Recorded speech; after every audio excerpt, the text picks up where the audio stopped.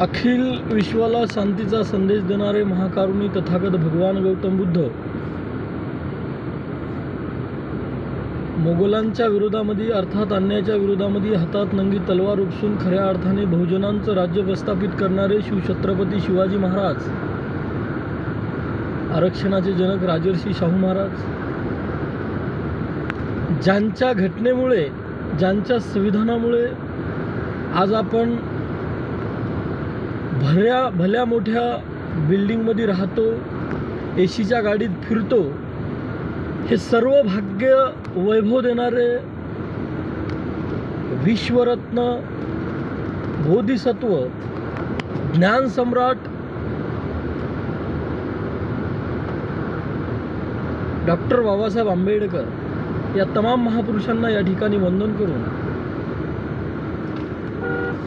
माता रमाई जयंतीनिमित्त दोन शब्द बोलत असताना, रमा मातेचा जन्म 1898 साली झाला हे प्रत्येकाला माहीत आहे.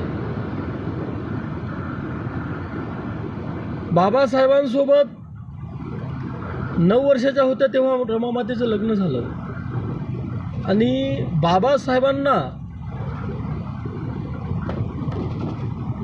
खूप मोठं बनवणाऱ्यापैकी म्हणजे बनवण्याचं काम रमा मातेने केलं. कारण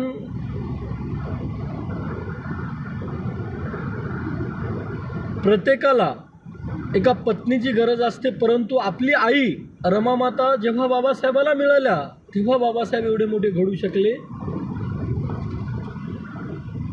बाबासाहेब एका ठिकाणी सांगतात, तुमच्यापाशी जर 2 रुपये असतील तर 1 रुपयाचं पुस्तक तुम्ही घ्या आणि 1 रुपयाची भाकरी घ्या.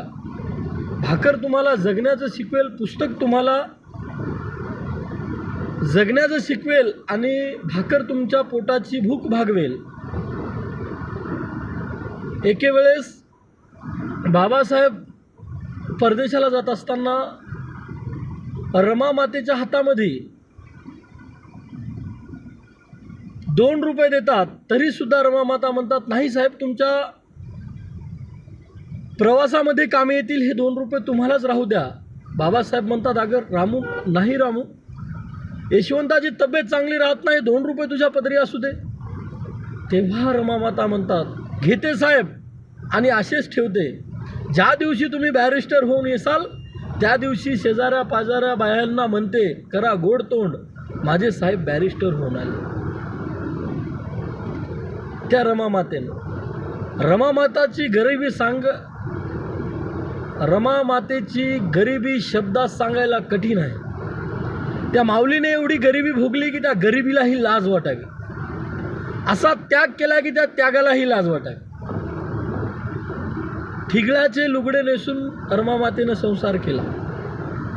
कारण ठिगळाचे लुगडं काऊन नेसले? कारण तिला माहीत होतं की उद्या माझ्या लेकी बाळी एवढ्या सजणार आहेत की याच्यातच मला सुख मिळणार आहे.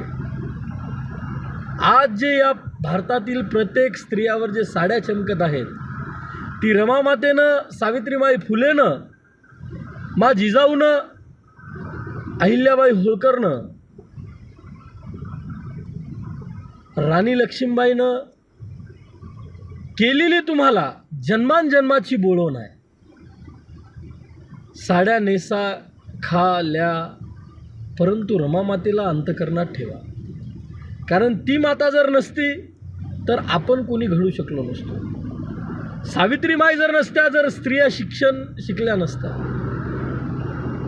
पुण्याच्या जेव्हा पहिली स्त्री शिक्षणाची शाळा उभी केली, जिथं शिकवायला जात होते, तेव्हा सावित्रीबाई फुलेवर शेण फेकायचे लोक. शेण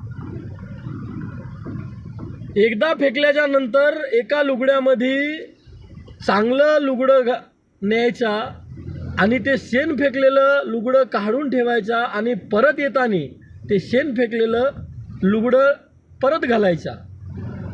शेण झेलावं लागलं स्त्रियांना शिकण्यासाठी. आज मोठमोठ्या पदावर जे स्त्रिया आहेत, बाबासाहेबाच्या संविधानामुळे आहेत.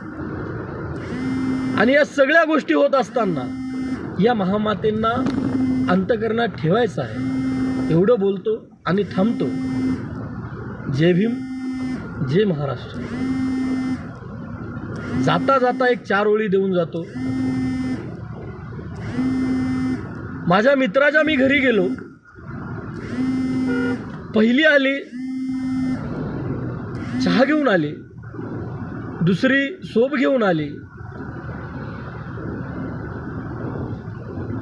तिसरी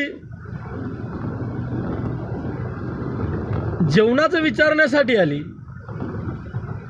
पायल, बिंदिया वगैरे वगैरे नाव होतं. तर एवढंच संदेश सांगू शकतो, ना जुदाई नाम रखूंगा ना बिदाई नाम रखूंगा, बेटी हुई अगर मेरे घर में तो रमाई नाम लिखूंगा, रमाई नाम रखूंगा. धन्यवाद. जय भीम, जय संविधान, जय महाराष्ट्र.